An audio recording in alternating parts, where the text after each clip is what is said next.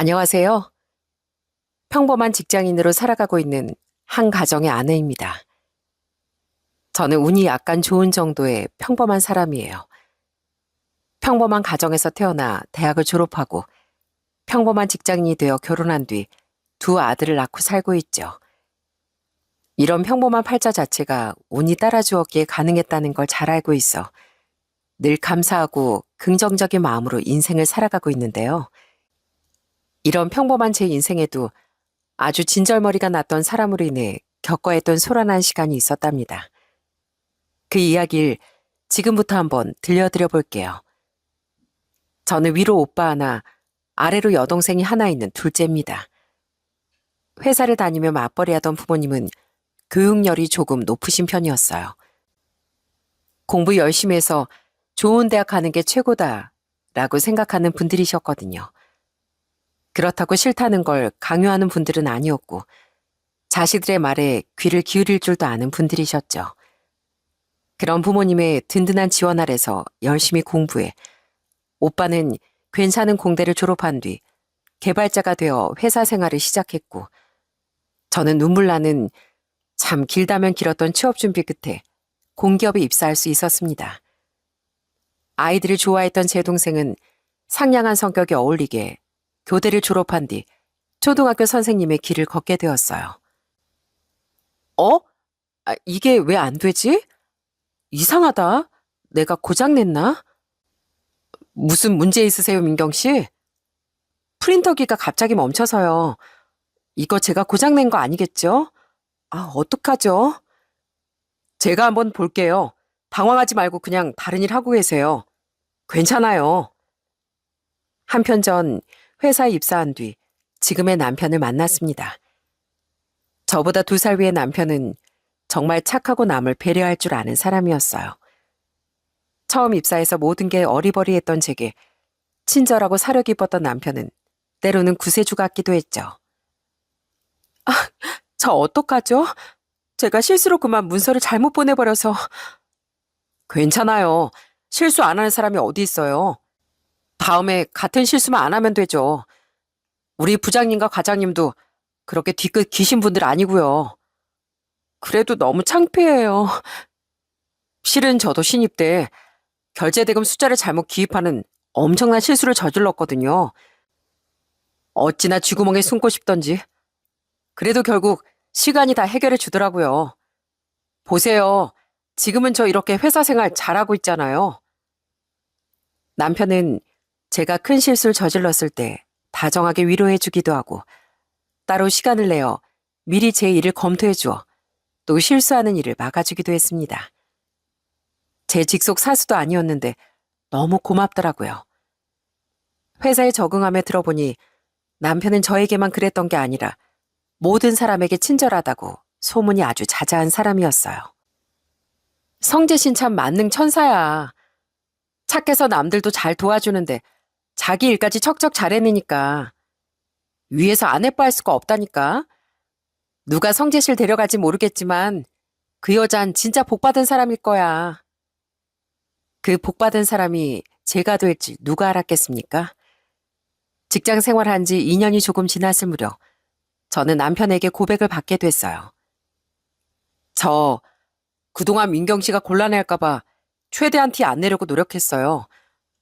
근데 이러다 정말 민경 씨를 놓칠까봐 조바심이 나더라고요. 그때 정말 너무 좋아 물구나무라도 서고 싶더라고요. 사실 전 남편을 이미 짝사랑한 지 오래됐었거든요. 제가 힘들 때마다 백마탄 왕자님이 되어준 사람을 어떻게 좋아하지 않을 수 있었겠어요? 그렇게 시작한 연애는 정말 행복했습니다. 저도 남편을 많이 좋아했지만 가족도 아닌 누군가가 날 이렇게 소중하게 여겨줄 수도 있구나 싶을 만큼 남편은 절 정말 공주 대접해줬거든요. 대체 어떤 청년인지 아빠가 한번 얼굴이나 보자. 맛있는 거 대접할 테니까 한번 놀러 오라고 해. 그래, 이 오빠도 내 동생 남자친구 얼굴 구경이나 좀 해보자. 어차피 둘이 결혼 얘기도 오가고 있다며. 어차피 결혼하면 볼 사이인데 미리 좀 인사하면 덧나냐? 저희 집은 화목한 편이었는데 아빠 오빤 늘 약자인 여자를 남자가 지켜야 한다는 생각을 가지고 있었습니다. 그래서 두 사람은 엄마와 저와 동생, 그리고 세연이를 항상 잘 챙겼었어요. 그런데 제가 꽤 오래 만나고 있다는 사람이 있다고 하니 궁금했나 보더라고요. 어떤 사람인지 우리가 보고 싶다. 한번 데리고 와봐라 하며 어찌나 성화였는지 모릅니다. 어차피 슬슬 결혼 이야기도 오가고 있었기에 전 남편에게 말이나 꺼내봤죠. 휴, 우리 아빠랑 오빠가 갈수록 좀 푼수 같은 면이 있어. 강요하는 건 아니고 그냥 성세씨 괜찮으면 우리 집 가서 한번 밥이나 먹을래? 절대 부담 가질 필요 없어. 가기 싫으면 안 가도 괜찮아.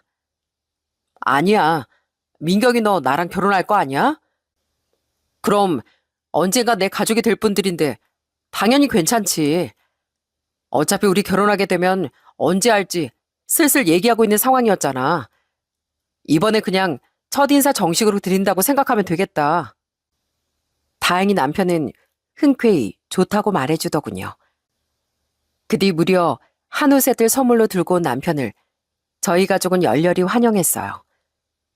그날 남편은 저희 가족과 술도 한잔했는데 착하고 살가웠던 남편이 모두 굉장히 마음에 들었나 보더라고요.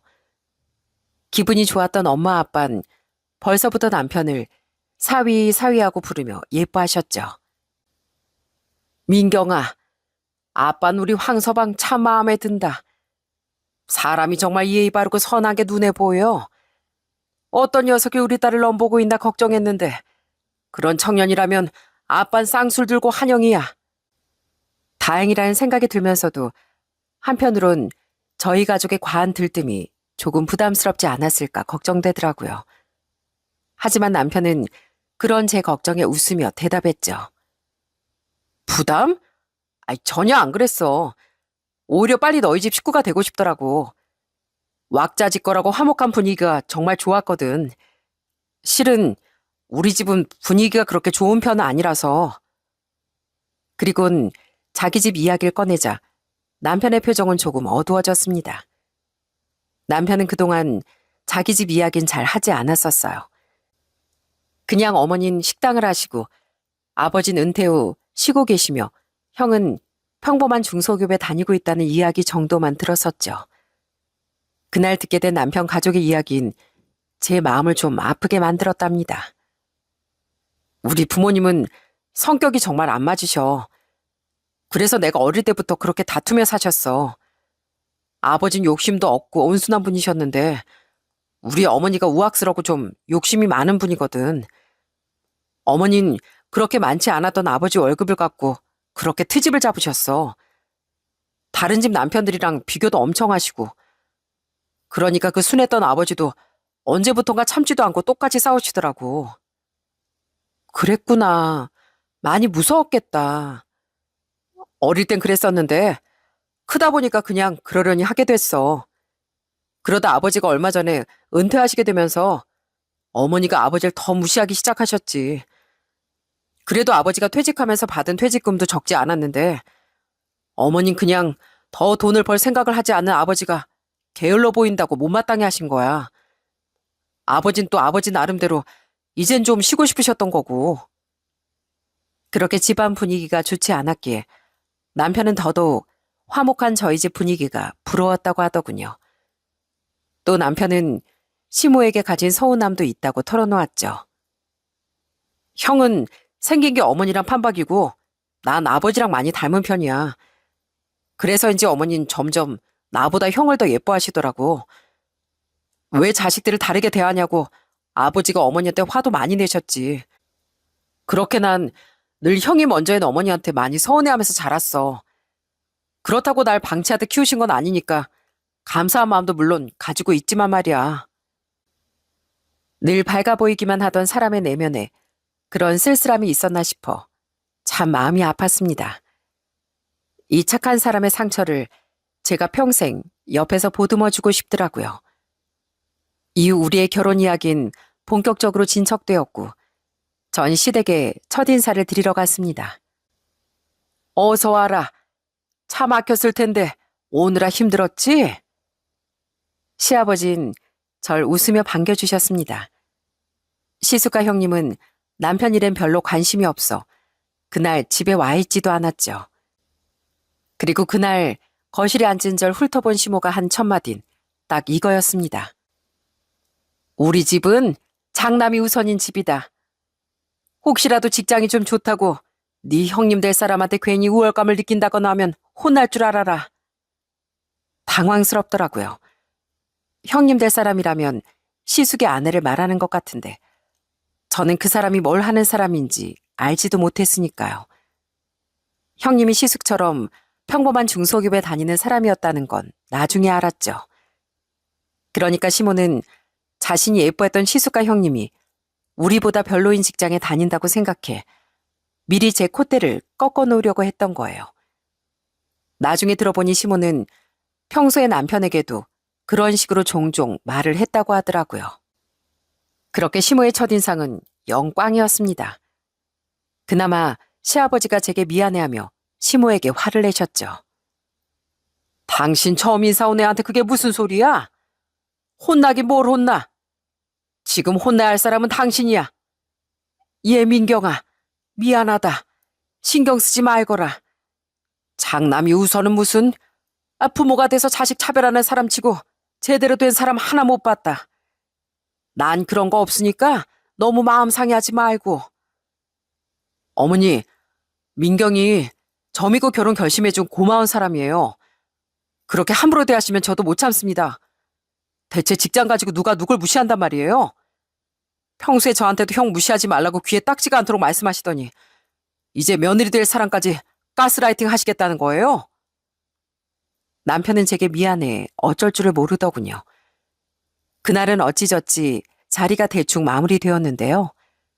저를 집에 데려다 주는 내내 남편은 연신 사과를 했습니다. 설마 우리 어머니가 그렇게 무리하게 굴 거라고는 생각지도 못했어.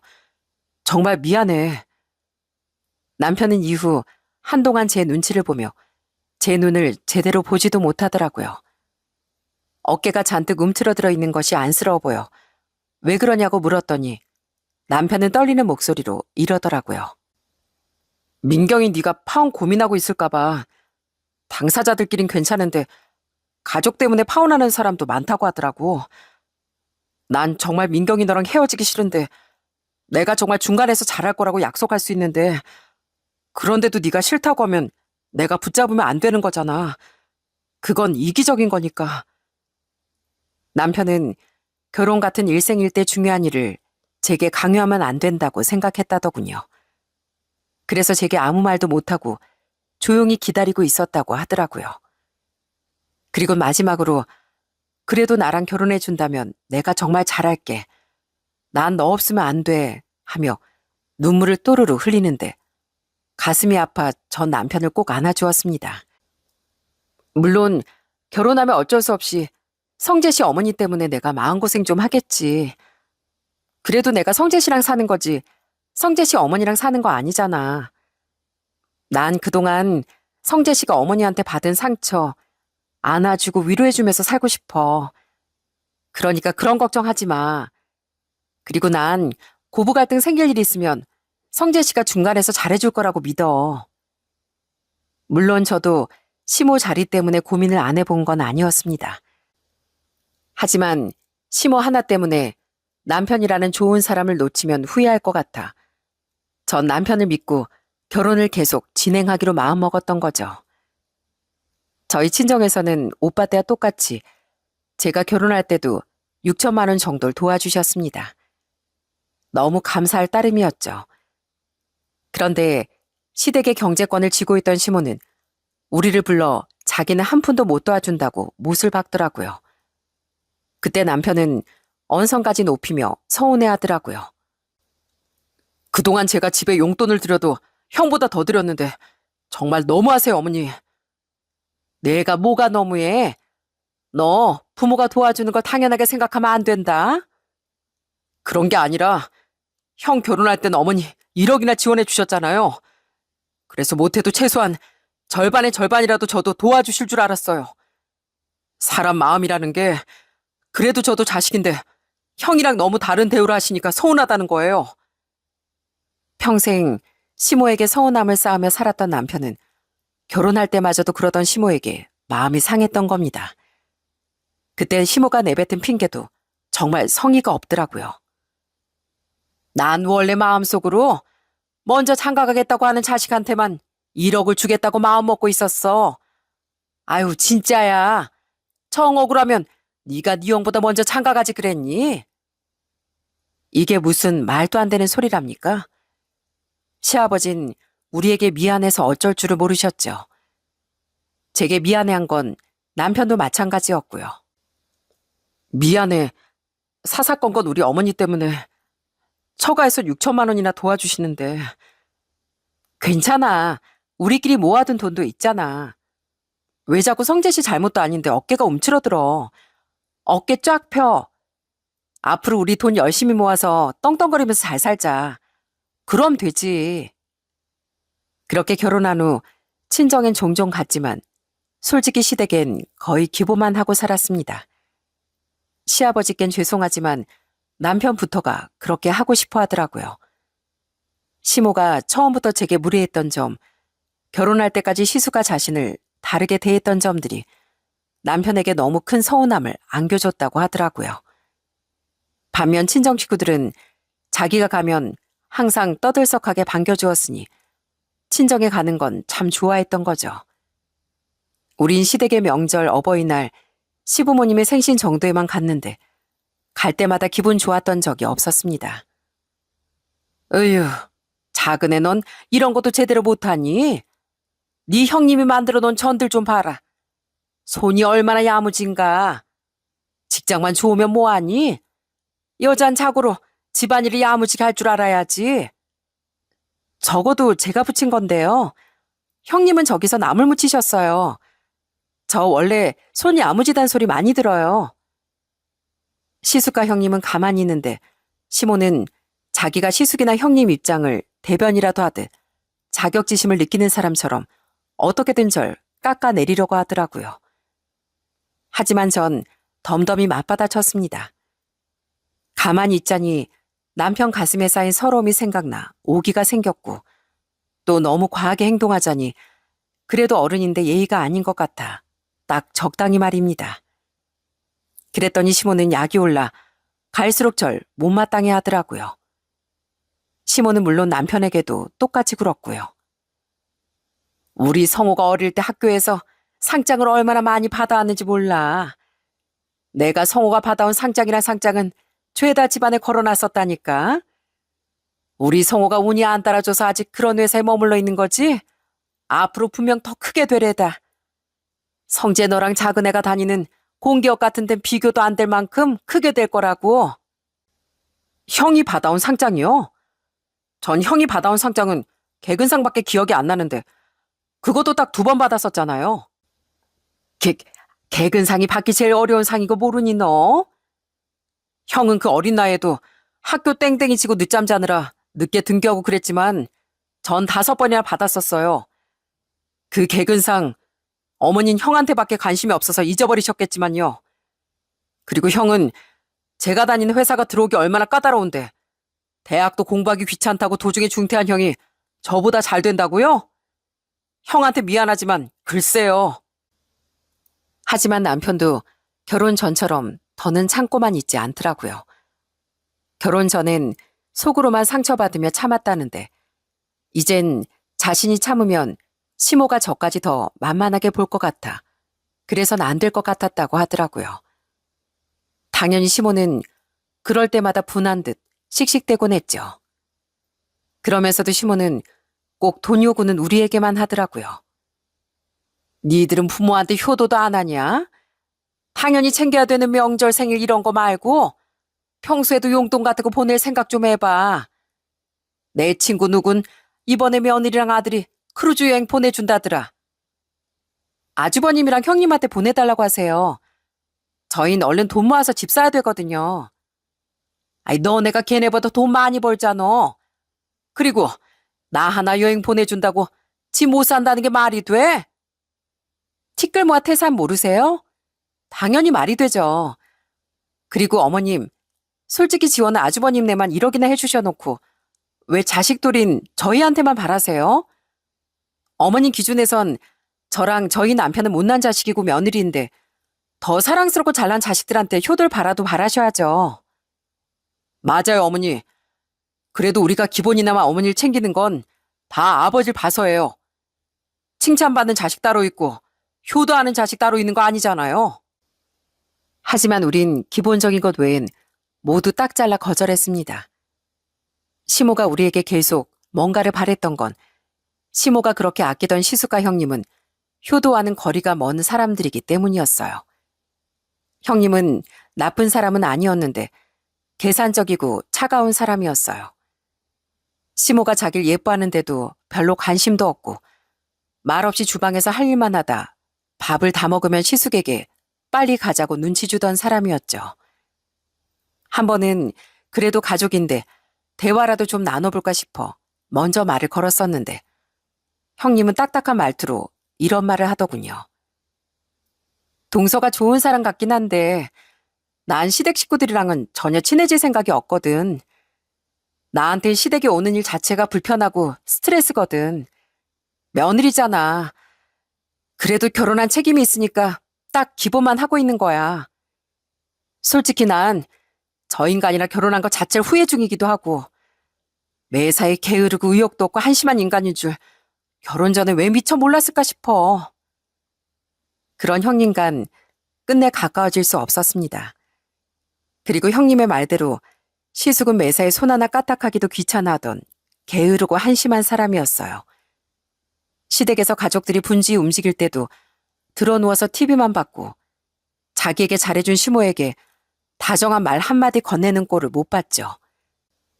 게다가 성격도 소심해서 저와 남편에게 무리하게 굴다 약이 오른 시모가 편을 좀 들어달라는 식으로 눈치를 줘도 못 들은 척 무시해버리더라고요. 한편 저와 남편이 결혼한 뒤에도 여전히 시모와 시아버진 시서만 부딪혔다 하면 다투시더라고요. 시아버진 은퇴 후 그래도 쉴 만큼 쉰 것 같다며 작은 주차장 관리를 구하셨는데 시모는 그걸 또 못마땅해 하며 시아버지를 그렇게 잡더라고요. 구할 거면 제대로 된 일을 구해보든가 좀 폼나게. 남편이 주차장 관리한다고 하면 내 체면이 뭐가 돼? 평생을 내 인생에 도움이 안 돼요, 도움이. 이 나이에 써준다는 데가 있다는 것만으로도 감사해야지. 무슨 폼 타령이야? 사람이 주제를 알아야지. 왜 그렇게 매사에 허영 부리고 싶어하고 욕심이 많아? 결국 두 분은 제가 결혼한 지 5년 뒤 이혼을 하셨습니다. 시아버지가 더는 시모 같은 사람과 못 살겠다며 이혼을 선언하셨거든요. 그 뒤 저와 남편은 따로 시아버지를 찾아뵈며 살았는데 그걸 또 어떻게 알고 시모는 우릴 볼 때마다 굉장히 비아냥댔어요. 꼴의 애비라고 챙기긴. 그 인간 밥 사줄 돈 있으면 나나 줘라, 나나. 내가 내 배 아파서 널 낳았지. 그 양반이 낳아줬니? 시모가 식당을 시작하기 전엔 오래도록 시아버지의 외벌이로 살았다는데 어쩜 사람이 저렇게 고마움도 모르고 뻔뻔한가 싶더라고요. 시모는 저희 두 아들에게 용돈도 한번 준 적이 없었어요. 오히려 저희 애들이 시아버지에게서 받아온 세뱃돈을 은근슬쩍 빼앗으려다 제게 제지를 당한 적도 있었죠. 또 한 번은 이런 일도 있었어요. 시모가 요즘 장사가 너무 안 된다, 파리만 날린다며 한동안 시도 때도 없이 전화를 걸어 자기 가게에 와서 매출 좀 올려달라고 노래를 부른 적이 있었답니다. 귀찮아서 그냥 외식하는 셈 치고 아이들과 함께 시모의 식당에 가서 삼겹살 6인분과 밥, 찌개, 냉면 등을 골고루 시켜 먹었죠. 저와 남편은 소식하는 편이라 정말 배가 터질 뻔했어요. 근데 그때 시모가 우리에게 얼마를 내라고 한 줄 아십니까? 20만 원이라고요? 저게요? 니들 뒤에 일이 있어서 뒷정리 못 도와주고 가야 한다며. 원래 너희들이 오면 니들 먹은 건 정리하고 가게를 도와주고 갈 줄 알았는데 내가 하게 됐으니까 노동비까지 받는 거다. 아니, 누가 식당에서 돈 주고 사 먹으면서 노동비까지 내요. 음식값에 인건비도 다 포함인데요. 그리고 하도 오라고 성하셔서 시간 내서 음식도 많이 시킨 건데 뒷정리를 안 하고 가니 바가지 요금이라도 내라고요? 진짜 너무하신 거 아니에요, 어머님? 정말 더럽고 치사하더군요. 그날은 손님들 보는 눈도 있고 애들도 무서워하는 것 같아 그냥 돈을 내고 나왔는데 참 어이가 없더라고요. 그날은 그냥 시모에게 용돈 조금 드린 셈 치기로 했지만 빈정의 상에 2번 다시 시모의 식당에 가는 일은 없었습니다. 또 우린 전세살이를 하다가 결혼한 지 8년 만에 청약으로 당첨됐던 수도권 신축 아파트로 들어가게 됐는데요. 소식을 들은 시모가 연락도 없이 찾아와 얼마나 시샘을 하던지요. 니들 돈 없다 하더니만 언제 이런 데 들어올 돈을 모았냐? 어? 안 먹고 안 쓰면서 열심히 모은 거예요. 대출도 많이 꼈고요. 우리 성호도 지금 하는 장사가 대박만 나면 수도권이 뭐야? 서울, 강남, 방배 이런 데 있는 신축 아파트도 충분히 들어갈 수 있어. 에휴, 우리 성호는 아직 구축 아파트 사는데 우리 성호가 이런 집에 먼저 들어와서 살았어야 했는데 성재 너 운 좋게 이런 아파트 살게 됐다고 네가 뭐라도 된 것처럼 우쭐대면 안 된다. 알았지? 애미 너도 마찬가지고. 가뜩이나 아직 짐도 다 정리 안 돼 피곤한데 짜증이 팍 나더라고요. 그래서 그날은 좀 신경질적으로 저도 이렇게 대꾸해버렸네요. 왜 우쭐대면 안 돼요?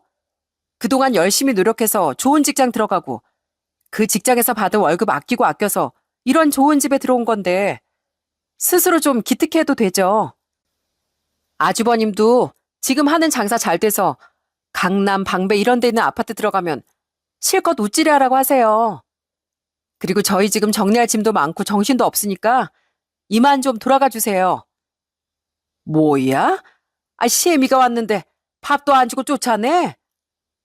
오늘은 안 된다는 거 막무가내로 오신 거잖아요. 저희 이 뒤에 친정 부모님이랑 식사 약속 있어요.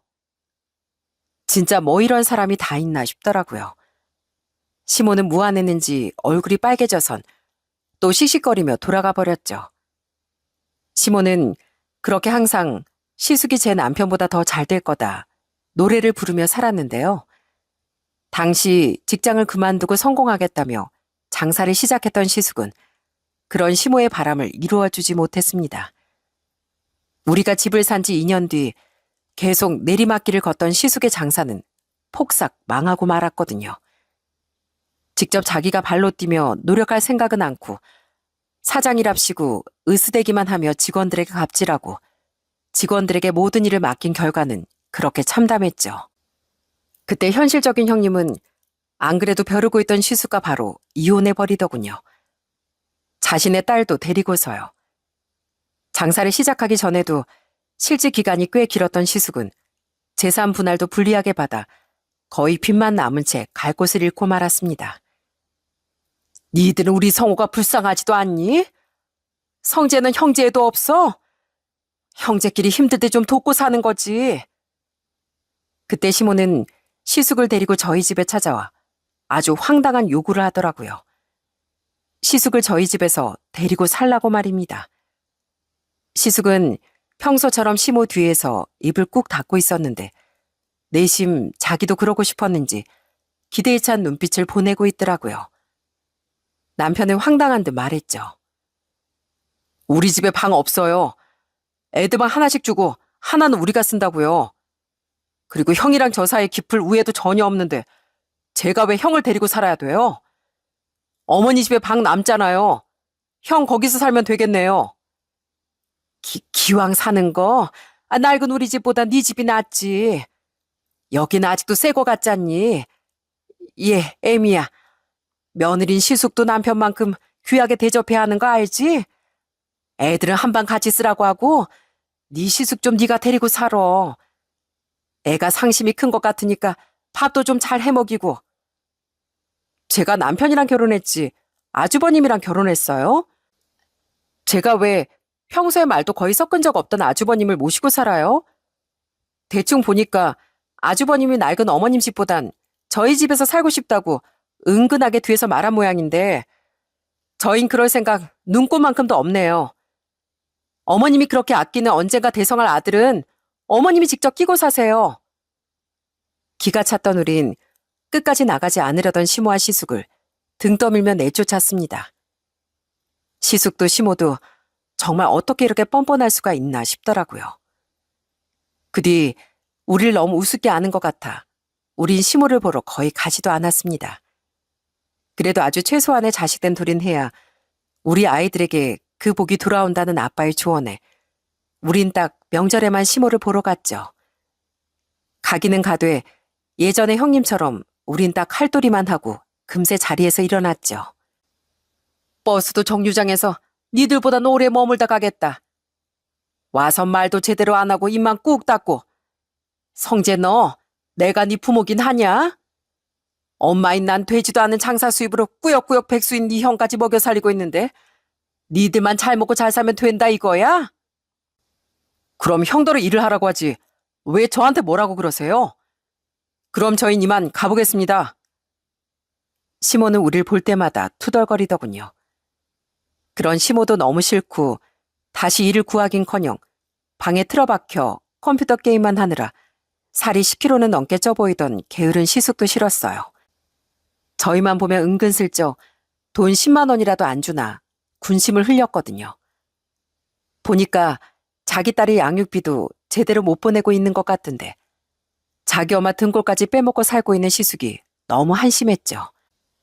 그 와중에도 시모는 그런 시숙이 무시당할까봐 네 시숙은 취업 준비하고 있는 거다. 새 사업을 구상하고 있는 거다 하며 없는 말을 지어내더라고요. 제 남편을 자식으로도 생각하고 있는 것 같지 않은 시모에게 우린 갈수록 진절머리가 났습니다. 그래서 언젠가부턴 그냥 명절에도 시댁에 가지도 않았어요. 명절에 가지 않겠다고 하니 시모가 남편에게 얼마나 전화로 욕을 했는지 모릅니다. 그리곤 제게도 걸려오던 시모의 전화를 남편은 직접 받아 끊고는 시모의 번호를 아예 차단시켜버렸죠. 난 어머니가 최소한 시간이 지나면 지날수록 나랑 당신을 이렇게까지 함부로 대하실 줄 몰랐어. 근데 자꾸 형이 어머니 생각처럼 승승장구 못하고 오히려 망하게 되니까 어머님 괜히 우리한테 그 화풀이를 하는 것 같더라. 그래서 이젠 정말 어머니를 완전히 끊어내는 게 나을 것 같아.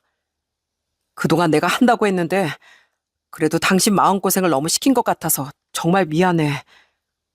아니야. 당신도 열심히 노력한 거 다 알아. 그렇게 우린 시모의 연락도 받지 않고 연을 끈다시피 하며 살게 됐습니다.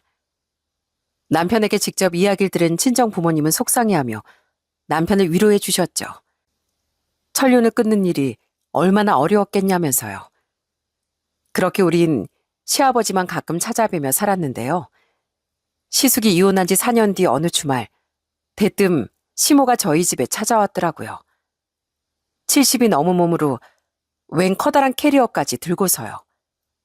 그날 아이들은 친구들과 놀러 밖에 나가 있었고 저와 남편은 여유롭게 TV를 보고 있다 깜짝 놀랐어요.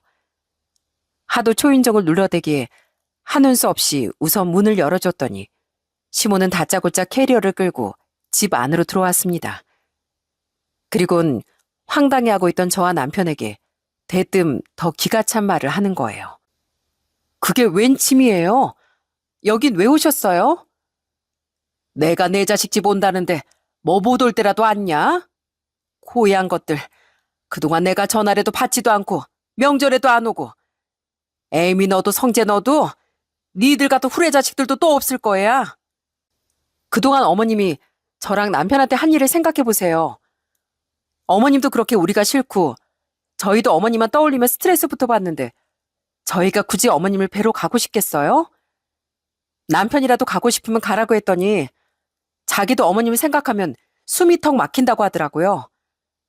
오죽하면 그런 말을 했겠어요. 자식이란 사람이. 오랜 시간 동안 어머님이 그렇게 우릴 서럽게 하셨어도 우린 최소한의 도린 하려고 노력했는데 어머님은 끝까지 우릴 깎아내리고 못마땅해 하기만 바쁘셨잖아요. 어머니, 전 그동안 충분히 제 뜻 문자로 전화로 전달했다고 생각했는데 왜 또 여기까지 와서 이러세요? 그냥 그렇게 좋아하는 형만 끼고 사세요.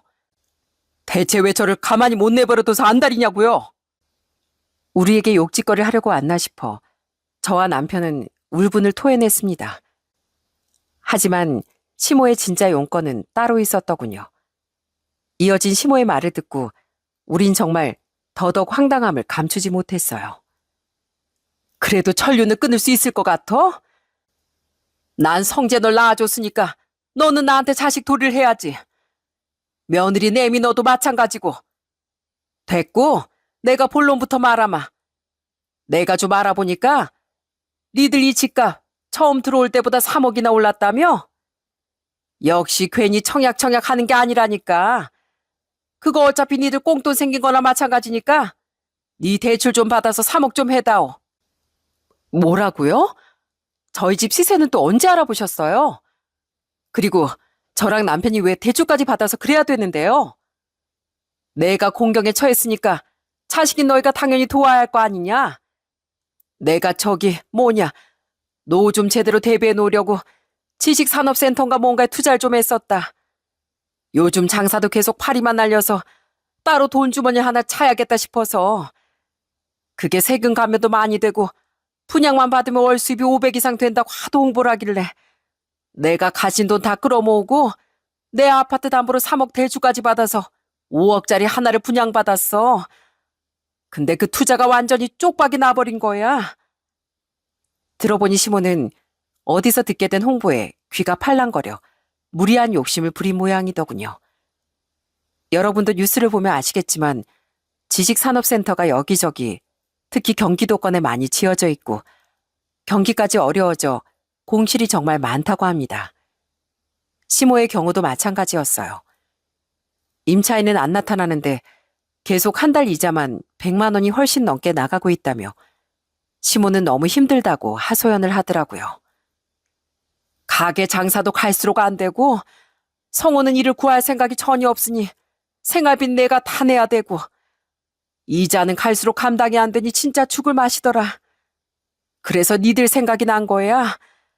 너희들 집 산 지도 6년 정도 지났으니까 집 대출도 많이 갚았을 거 아니냐. 그러니까 대출을 이미 다 갚았으면 다시 이 집 담보로 대출을 받아주던가 다른 대출을 받아주던가 해서 나 3억만 빌려주라. 내 대출이라도 빨리 갚게. 나중에 잘 되면 갚든가 말든가 할 테니까. 갚든가 말든가요? 그건 그냥 안 갚겠다는 소리잖아요. 아니, 우리가 대체 왜요? 우리 자식 취급도 안 하던 어머님한테 대체 왜요? 그럼 자식 며느리가 돼서 이 꼴을 가만히 보고만 있겠다고? 만약 니들이 돈 안 갚아주면 난 빚을 갚기 위해 지금 살고 있는 집을 내놓을 수밖에 없어. 그럼 갈 곳 없어진 날 결국 니들이 모셔야 할 거 아니냐. 우리 성호까지 둘 다. 안 그러면 집도 절도 없어진 부모 내팽개친 후레 자식이라고 사람들이 평생 손가락질할 거다. 그러니까 선택해라. 빚을 갚아줄래? 아님 나랑 우리 성호랑 합가해서 살래? 시모는 니들이 발버둥 쳐봤자 어떻게 천류는 끊겠냐면서 아주 의기양양한 표정으로 저러더라고요. 그래서 시모는 아예 우선 자기 짐까지 싸들고 쳐들어왔던 겁니다. 뻔뻔한 것도 정도가 있지 정말 입이 떡 벌어질 만큼 기가 차더라고요. 그건 남편도 마찬가지였죠. 전 정말 이젠 시모가 질릴 대로 질려버려 초강수를 두고 말았어요. 빚도 안 갚아드릴 거고 합가도 안 할 거예요, 아줌마. 뭐? 아니, 너 지금 나한테 아줌마라고 했어? 네, 그랬어요. 아줌마 같은 사람한테 평생 휘둘려 사느니 그냥 저 이혼하려고요. 그럼 어차피 이 집은 재산 분할하느라 팔아서 공중분해 될 테고 그럼 저도 남편도 결국 아줌마랑 아줌마가 그렇게 아끼는 장남을 이 집에서 부양해야 될 일도 없겠죠? 이혼? 이게 지금 말장난을? 네가 성재 쟤랑 이혼할 수 있을 것 같아? 니들이 얼마나 끈끈이처럼 붙어 다니는 애들인지 내가 다 아는데 어디서 허세야? 그걸 알긴 아세요? 그럼 두 번째 방법도 있어요. 제 남편이 아줌마랑 아주 완전히 부모 자식 연을 끊어버리는 거예요. 지금까지처럼 그냥 안 보고 사는 게 아니라요. 그럼 그때부터 남보다도 더 못할 사이가 되는 거잖아요. 사람들 손가락질이요? 얼마든지 하라고 해요. 근데 그 손가락질이 과연 우리를 향할까요? 제 생각엔 아줌마한테 먼저 향할 것 같은데요. 평생 자식을 그렇게 다르게 대하고 서름을 줬으면서 부모 대접은 남들보다 몇 배는 받고 싶어하는 한심한 부모라고요. 자기 엄마 등골 빼먹으면서 놀고 먹고 있는 아줌마 큰아들도 마찬가지고요. 분명히 말하는데 난 어떤 경우에서든 아줌마한테 돈도 못 주고 모시고도 못 삽니다. 무대뽀에겐 똑같이 무대뽀로 나가줘야 뜨거워하며 포기를 할 것 같더라고요. 그래서 전 눈도 희번득하게 뒤집어 까며 아주 막 나갔던 겁니다. 처음에 이혼이란 말을 듣고 경악한 남편도 그런 제 뜻을 알고 시모에게 소리쳤어요. 집사람 말이 맞네요. 저는 절 자식으로도 생각 안 하는 어머니 같은 사람 때문에 소중한 저희 애들, 저희 집사람이랑 생이별 절대 못합니다.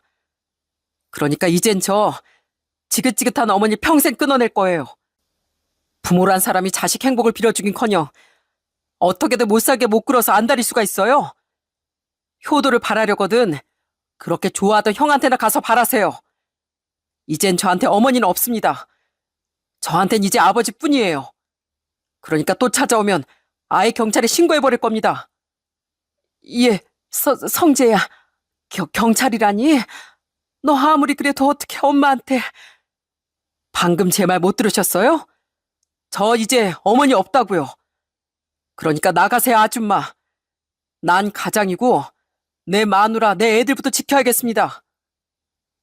저와 남편은 그렇게 시모의 등을 떠밀며 집에서 쫓아내버렸습니다.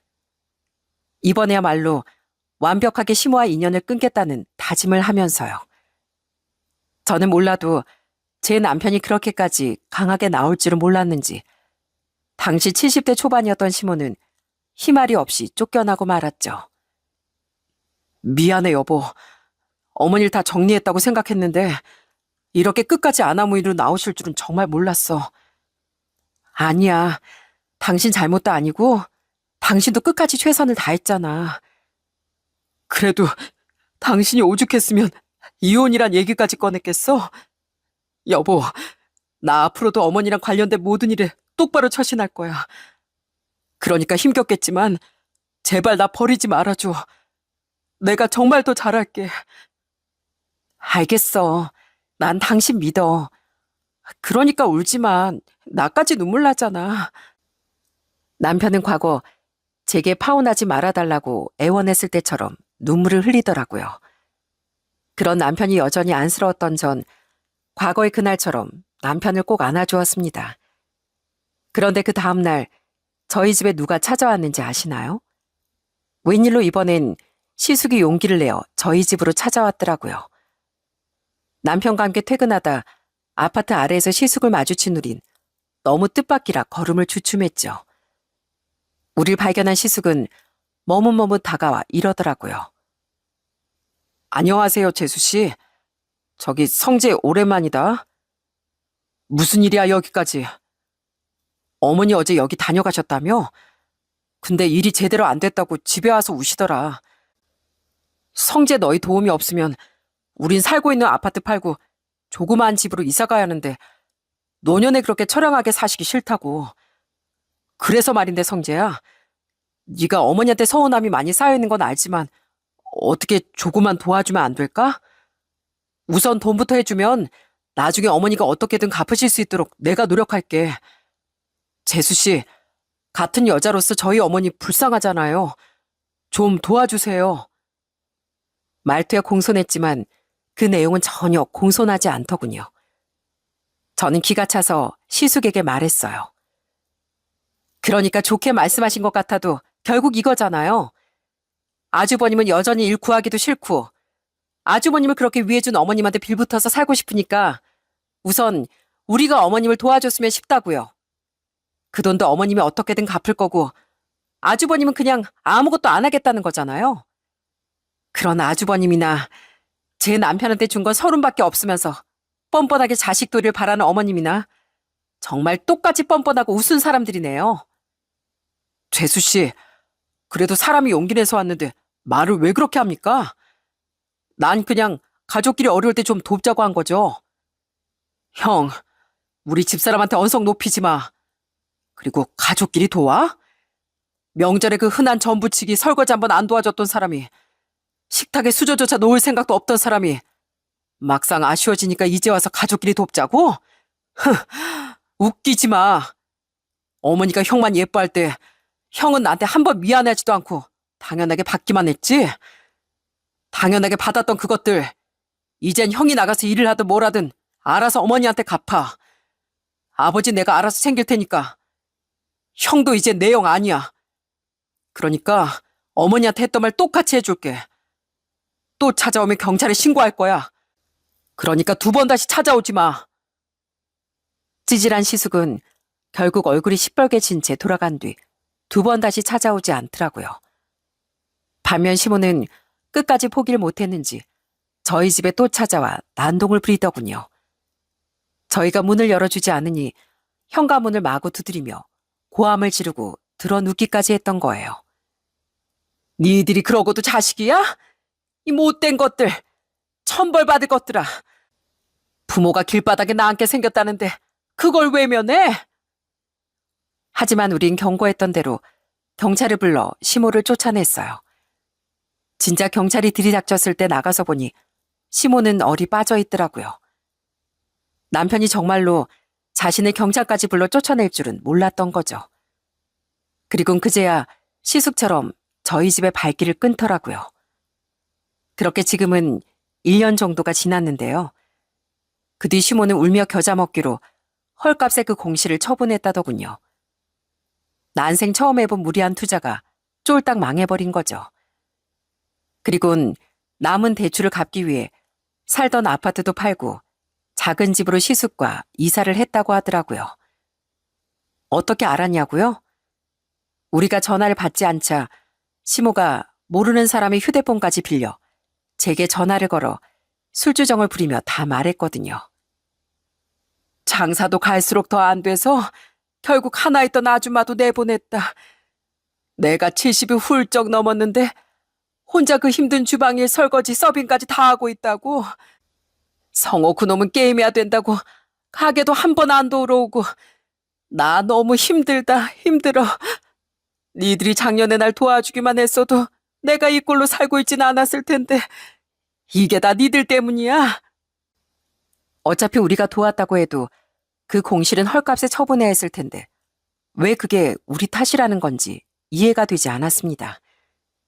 끊을 타이밍을 놓쳐 그 지루한 하소연을 다 듣게 된 저와 남편은 아무런 대꾸도 하지 않고 조용히 전화를 끊어버렸어요.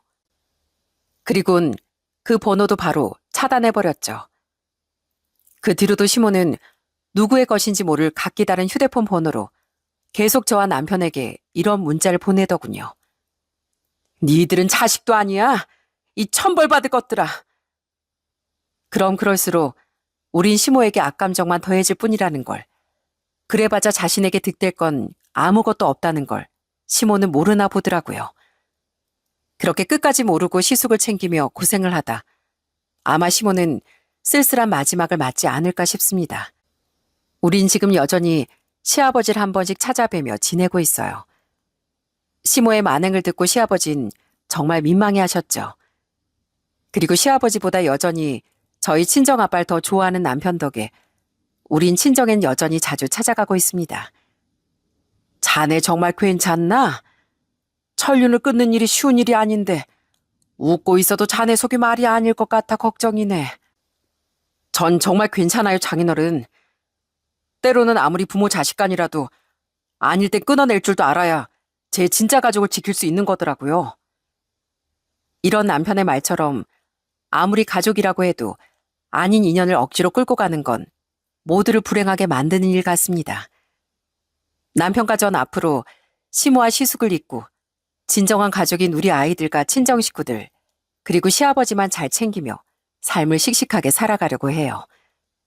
아무리 괜찮은 척해도 남편의 가슴엔 시모로 인한 상처가 남았을 텐데 저는 그 상처도 오래도록 조심히 보듬어주고 싶고요. 여러분, 인생은 뭐든 뿌린 대로 거두는 법이라고 생각해요. 그러니 내가 무언가를 뿌린 곳에서 거둘 곡식을 찾아야지 아무것도 없는 황무지에서 자신의 것을 찾아봐야 얻을 수 있는 건 아무것도 없는 법인 것 같습니다. 제 사연이 혹시라도 자식을 차별하고 있는 부모가 이곳에 있다면 무언가를 꼭 느낄 수 있는 시간이 됐으면 하네요. 그럼 전 이만 제 사연을 마치고 여기서 인사드리겠습니다. 들어주셔서 감사합니다.